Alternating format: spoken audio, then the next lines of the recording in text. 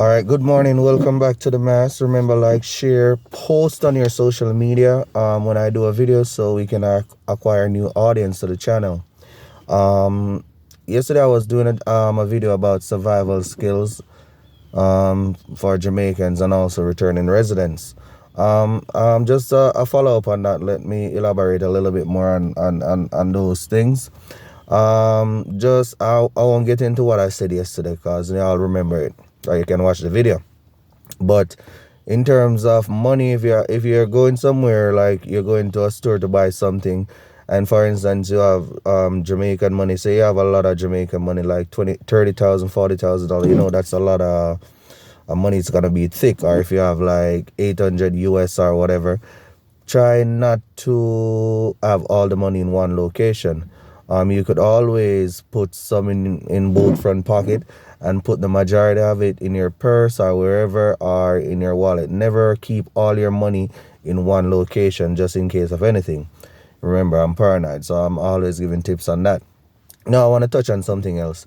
Remember, I did a video about two sisters that got washed away. I think one was 14 and one was 10 in St. Mary. I did a video about that, I think, last month.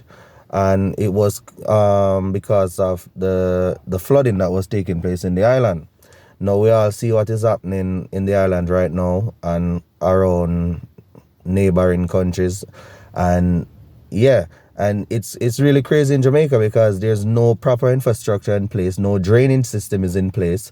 So hence there's a lot of flooding taking place in Maypen, St. Mary, and other parishes that are prone to these floodings. Now, who do you blame for this? You have to blame the government. You have to blame the government. The where Jamaica is located on the geographic map, we are prone to hurricanes, and yet still the system has failed to put in place proper drainage so that the water can go away to the ocean or the river or wherever.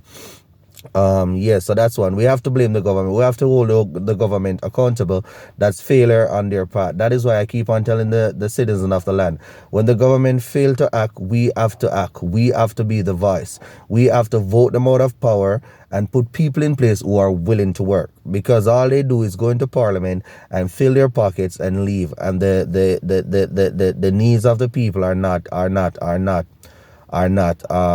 attained to. All right. Next thing, I've experienced this working in Jamaica. It just came to my knowledge, like not really came to my knowledge, but I really wanted to talk about it a long time ago. You ever notice that marijuana? I don't know if you guys know, but the U.S. government always the U.S. Uncle Sam always send money to fund the cutting down of marijuana in Jamaica. Yes. If y'all didn't know that, now you know. The U.S. government always send money to fund the cutting down of marijuana in Jamaica. This is always a joint operation between the military personnel, civilians, and police.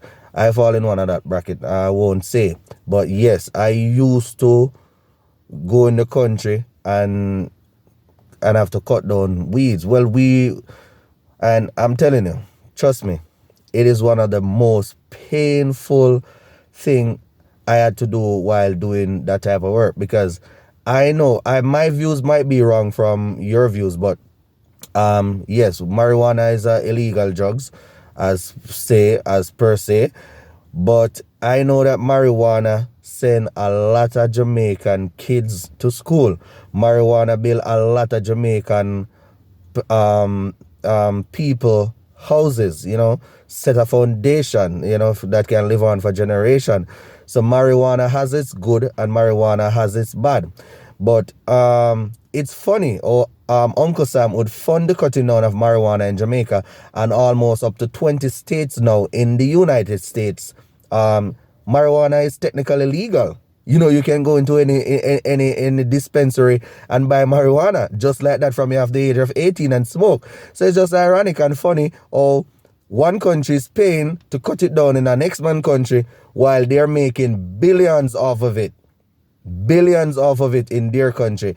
And it's funny that when you go into these dispensaries, majority of them, 99% of them, are owned by people of not my color. you know.